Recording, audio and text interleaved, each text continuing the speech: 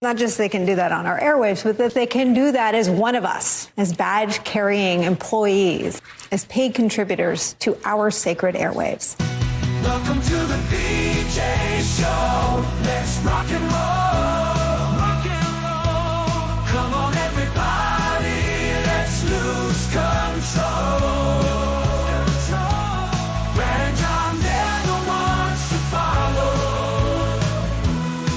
Yeah, ready for the ride. It's the BJ Show. BJ Show. John, guess what? Chicken butt. We're into double digits. It is September 10th, 2025. This is the A block. The reason I mention what day it is because a lot of people listen to this live, either on 104.5 KSOQ, a.k.a. Westplex Talk, or on streaming. But we have a lot of people listening to the future on westplextalk.com, bjshow.us, also bjshow.co. And it makes sense to, at least it makes sense to me. Doesn't it make sense to you to sort of give that date reference as to what we're talking about of people listening in the future? Absolutely, Brad. And it reminds me that we're 10 days into September and you haven't named your domain project for October yet. What are you going to work on? What are you going to promote in October, Brad? I don't know, John. Maybe by the end of the month I'll retire and I'll move to Florida with my son or something. Oh, very nice. I saw that it was the 1-year anniversary of your skirmish with J.C. Corcoran. Maybe we'll talk about that a different time too, Brad. That showed up on my Facebook thing. Okay, John puts together this incredible website called johncombest.com, Combest. And what he does is every single day for the past 23 years, he's never missed a single day, puts together a list of all the important stuff you should know that's going on in the state of Missouri. Nothing fancy. We still kid about the fact that it's a very early version of the web. What version is that, John? 0.0. Yes, Web 0.0. And the reason it's done that way is it's super quick, fast loading. That's not that big of a deal anymore, but back in the day when bandwidth was somewhat limited is a huge deal. Now it loads very quickly no matter what you're on just about. But what we do is we take all those different stories that John puts on his website every day and we knock them down to the top 3. We bring in this guy. I'm Casey Kasem. And he starts with? In third place. Each of our 3 stories today, an A block, is in one way or another an homage to Brad Hildebrand. Let's start with number 3. As Brad might say, matter of fact, once again, here we go again. Redistricting is a top story in the state of Missouri. Brad, there's not a whole lot that's new in this regard, but that doesn't mean it's not a top story. The Kansas City Star has a breathless headline. In fact, I've never seen the Kansas City Star website use a bigger font on their headline than the one they use today to criticize redistricting. Their headline says, Missouri House approves Trump-backed gerrymandered map that splits KC in 3. Of course, Brad, helpfully, I have a link to a paywall-free version of the Kansas City Star story. But let's go a little bit closer to home. Let's read a really good piece of journalism from Jason Rosenbaum. And you and I have split up this issue a million different ways. We've dissected it. We've dug into it. I think our feelings about it are pretty well established. Jason Rosenbaum has a quote from a Republican state representative that sounds like it could have come from Brad Hildebrand. I'll read it to you, and then I'll tell you the gentleman's name. The quote, if we continue to behave like the other side of the aisle, then we should absolutely stop claiming to be a conservative voice in the government. Right is right, wrong is wrong, no matter who is doing it. And I think Missourians deserve better than playing these power games that we continue to do in this building. That was State Representative Bryant Wolfin. He's a Republican from St. Genevieve. And he was making the argument that just because Illinois has a ridiculous-looking map doesn't mean Missouri has to have a ridiculous-looking map. Just because California and Texas are doing redistricting or threatening to do redistricting in the middle of the decade doesn't mean that Missouri has to do redistricting in the middle of the decade. So Mr. Wolfin was one of one or two handfuls of folks that voted, Republicans that voted against that bill, including House Speaker John Patterson. And Rosenbaum does a good job of going into both the praise and the criticism of Patterson for voting against his own party's and his own chamber's map. So, Brad, as an homage to you, we have a guy that's essentially saying, this is all kabuki, and both sides are doing it, and it's wrong. And as you would say, Brad, this whole thing is just too much. John, you don't believe that? You always bring up my kabuki reference. You don't think it's just sort of kabuki? I mean, see, after listening to Mark, is it Mark Lamping or John Lamping? Which one is it? It's Peter Lamping. Peter Lamping. Yeah. He's actually partly related to a cottontail. And you classify him as a very well-reasoned, informed individual, correct? Oh, John Lamping, absolutely. Okay. After listening to him on Reardon show on Monday, I'm thinking to myself, it's even more kabuki than I thought, because he essentially said it's not controlled by the legislators, it's controlled by these outside sources, the consultants and the lobbyists and stuff like that. And but in this case, the outside source is Trump. Because if you read the national news articles about Missouri, they say, Missouri enacting Trump, congressional plan.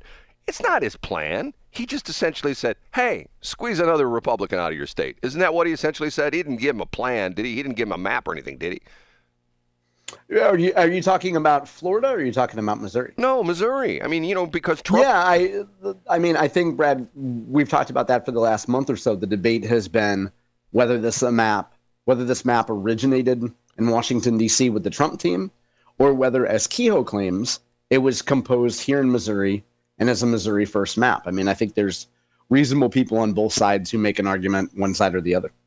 Well, the whole thing's just screwy as far as I'm concerned. It's so screwy, Brad. I'll tell you what isn't screwy, the guy in story number 2. Up a notch to number 2. We'll start with the heart of the matter, and then we'll get into how this is an homage to Brad Hildebrand.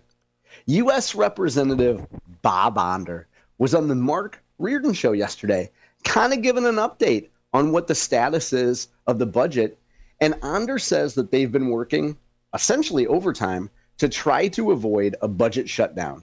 Here's what Onder says. Part of it, of course, is to get some sort of a budget measure passed by the 30th of September before the government runs out of money and triggers a government shutdown.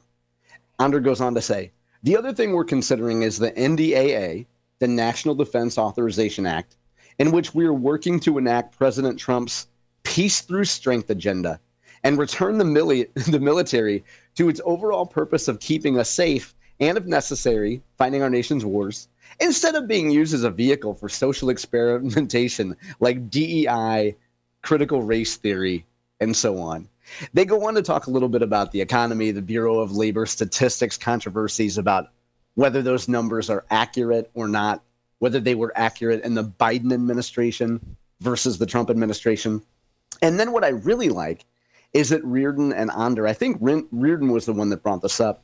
Do you remember a few months ago, Brad, when our friends on the other side of the aisle were celebrating the fact that the stock market was in the toilet and everybody's 401ks, people are going to have to work until they're 100 years old. They're going to have to be like Brad Hildebrand from here on out because Trump has destroyed the economy. You remember that, Brad?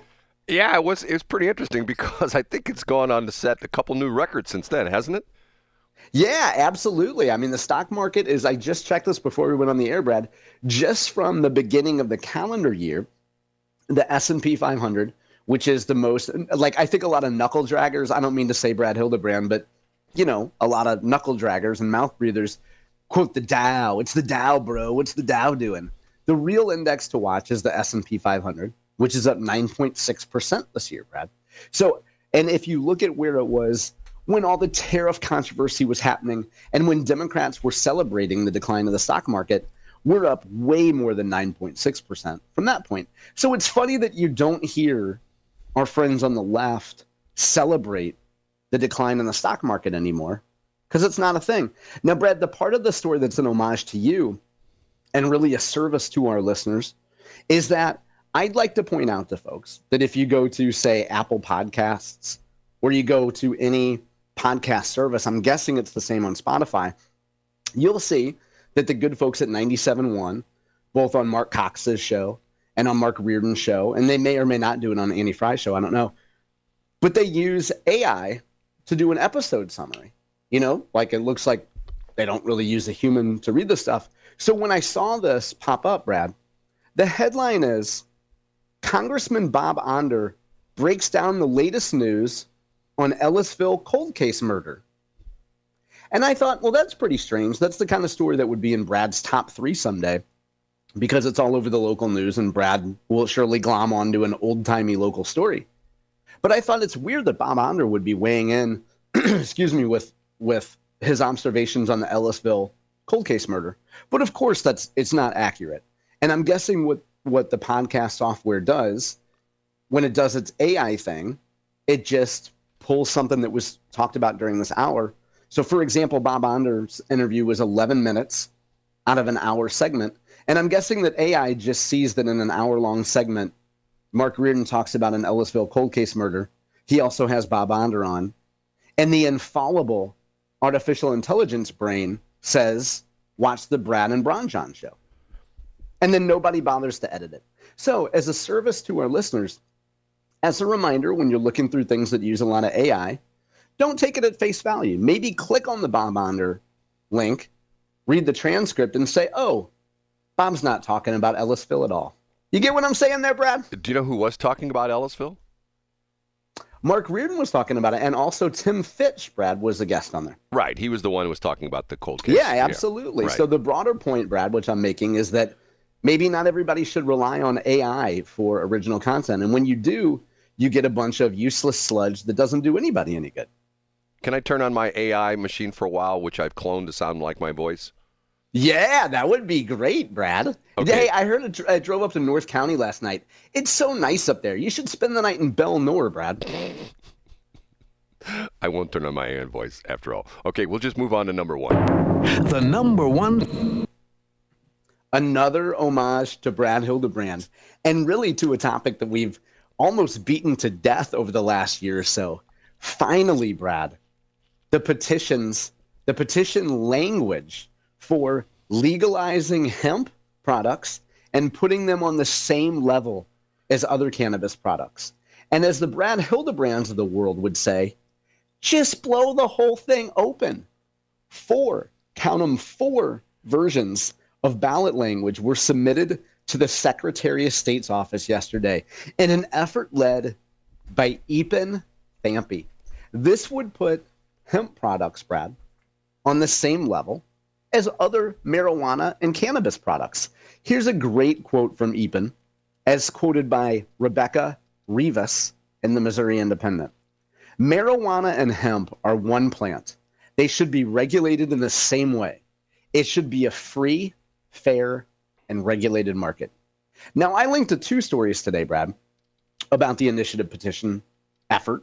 And one of them is from the Missouri Independent, Rebecca Rivas. Another one is by a publication called Marijuana Moment, which does a really good job documenting state by state what's going on with hemp and other cannabis legislation, marijuana legislation. So both of them quote Epen, and both of them go into, frankly, excruciating detail that I don't really understand that well about exactly how the regulation will go. But in general, Brad, this goes back to what we've talked about a lot, and which you cheerlead, which is, let's blow the whole thing open.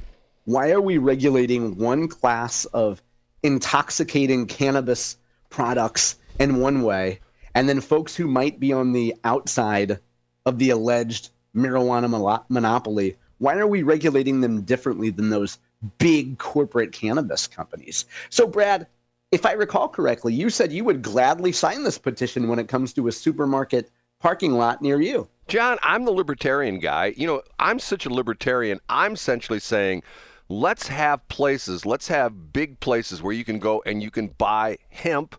you can buy marijuana, and you can do sportsbook right in the same place. You can just Yeah, why wouldn't you, Brad? Right, And you could, right. maybe order a date with a lady for the evening, you know? Right. Hey, honey, let's go over to the, what are we going to call it? We'll go to the marijuana/hemp/sportsbook place, and we'll sit there and we'll smoke some rope, and we'll smoke some dope, and and we'll bet on sports, and we'll have a hell of a time. What do you think, honey? Yeah. You And ready? as I call back to yesterday's show, Brad, you might even ask a woman to dress up as if she's at Temple, and you might call her Phyllis. Okay, are you going back to your 50s and 60s names? Is that what you're going back to? No, wasn't her name Phyllis, Brad? Who was Phyllis? Your Jewish girlfriend. Oh, yeah, Phyllis Quint. Yes, Phyllis Quint. Yeah, back in the day. exactly. Yeah. That's who I'm referring to, back Brad. in the Keep day. up. Yeah. I know it's your own life and your own anecdotes and your own stories, but you got to keep up sometimes. I'm sorry, John. You ready for number one? That was number one. Oh, what am I doing? Hey, Brad, why don't you keep up with your top three? You know what, John? What's that, Brad? If you were here in my studio, you would be smelling the smell of burning rope because... Oh, absolutely. No wonder you lost count. You know, one of the effects of cannabis, allegedly, is time distortion. So it probably feels like it's 7:07, but if you look at your GPS, it's actually 7:19, and we're mere minutes away from Brad's top three. John, once again, I will say... Once again... I don't understand the marijuana thing. I just don't. And the You more, mean, and can you be a little more vague? well, the more you talk about it, and the stuff with Epen and the whole bit, the more you talk about it, you call it what's your term? You call it the marijuana, the cartel, or whatever you call it. You use the term Well, you use. yeah, I mean, and I can't take credit for that. You could call it either the cannabis cartel Cannabis or the cartel. marijuana monopoly. Yeah. Pick your alliteration, Brad. There you go. Cannabis cartel, marijuana monopoly. See, it's just like yesterday when you're talking about Bob Onder in 97.1, him talking about how, and see, I don't agree with him on this. We had a constitutional amendment. It got passed by the public. He's essentially saying the public was hoodwinked. The abortion thing. Now I didn't know this because you probably know this. I'm the dumb guy on the show. He says that the new amendment is the same amendment number. It's Amendment 3. Is that right? Yeah, Amendment 3. So everybody's just switching sides. So we're saying yes on 3 now, and the other team is saying no on 3. Right. Which do you think that was done on purpose, John? You think that was done because some people would say, Oh yeah, absolutely. Of course. It well, was. yeah, I voted yes and had 3 before. I'm going to vote yes again, right? And they're going like, okay, they didn't quite read it. See. You vote stuff in, it would be like, see, this is to me where you get into the third world country thing, where, and even like other countries where they have this situation where like, if the premier of England is not popular, let's start a vote again. We'll just vote him out right now. There's no time limits like we have in the United States. Yeah, and I think a reasonable person would say, let's make a few tweaks to the law and give Missouri voters a chance to vote again. And I think that's a fair thing to do.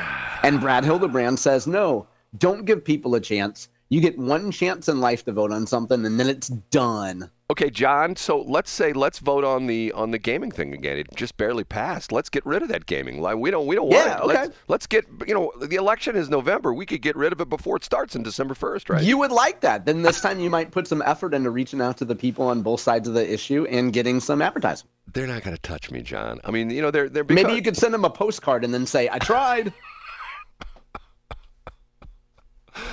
John's It's always 7:22. Always so calm. No, it's actually 7:21. Your clock's wrong. My GPS clock's right. It's No, 7:21. my clock says 7:21. I'm just trying to hurry you along. Now it's 7:22.